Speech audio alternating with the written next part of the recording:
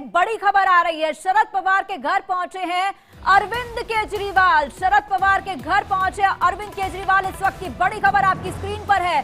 पवार के घर ईवीएम के मुद्दे पर बैठक हो रही है। बैठक में कई और भी नेता शामिल हो सकते हैं, लेकिन इस वक्त शरद पवार के घर पर खुद आम आदमी पार्टी के संयोजक और दिल्ली के पूर्व मुख्यमंत्री अरविंद केजरीवाल पहुंचे हैं। ईवीएम के मुद्दे को लेकर लगातार जो है विपक्ष सवाल उठाता रहा है और इसी को लेकर पवार के घर पर ईवीएम के मुद्दे पर बैठक हो रही है। इस बैठक में कई नेता और भी शामिल हो सकते हैं। तस्वीरें आपको दिखा रहे हैं किस तरीके से शरद पवार के घर पर जो है बैठक शुरू होने जा रही है। आयुषी जुड़ गई है। आयुषी, अपडेट दें इस पूरे मामले पर।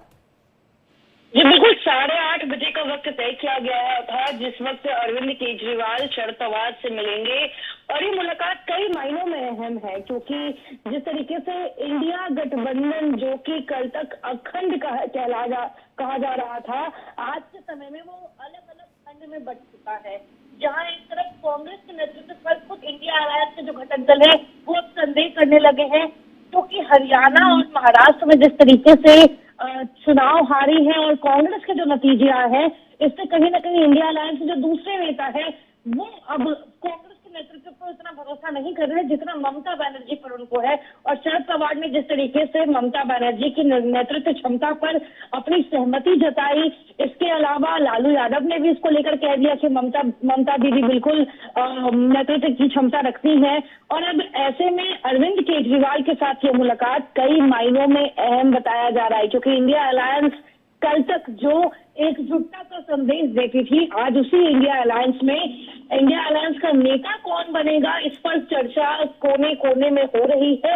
और इसको लेकर देखा जाए तो अरविंद केजरीवाल के साथ शरद पवार की ये मुलाकात जो है बेहद अहम है। ऐसे में शरद पवार और अरविंद केजरीवाल दोनों जिस तरीके से शरद पवार ने ममता बनर्जी को लेकर पहले ही अपना स्पष्टीकरण सहमत जो है वो दे आप दिया कह रहे हैं है। कि कई जो अहम मसले हैं उनको लेकर के ये बैठक हो रही है। चाहे अगर हम बात करें ईवीएम के मुद्दे की बात करें, दिल्ली में चुनाव भी होने वाला है, इंडिया अलायंस के अंदर कौन जो है आगे नेतृत्व संभालेगा, इस पर भी अपने आप में एक प्रश्न उठ रहा है। ये तमाम चीजें हैं। तो इस बैठक का मुख्य एजेंडा सिर्फ ईवीएम है या और भी है? और ये कांग्रेस की अगर बात करें, कांग्रेस इस मीटिंग में कहां स्टैंड करती है?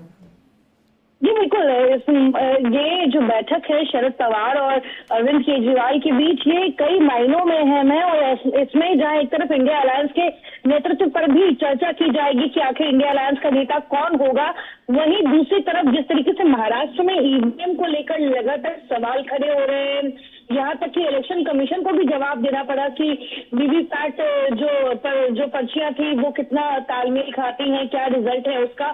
तो ईवीएम को लेकर जिस तरीके से शरद पवार महाराष्ट्र में अपनी आवाज बुलंद कर रहे हैं, ऐसे में इंडिया अलायंस के और दल, उसमें आम आदमी पार्टी एक प्ले करती है, क्योंकि अरविंद केजरीवाल अब सिर्फ दिल्ली की पार्टी नहीं है। आम आदमी पार्टी, अरविंद केजरीवाल और आम आदमी पार्टी अब नेशनल पार्टी है।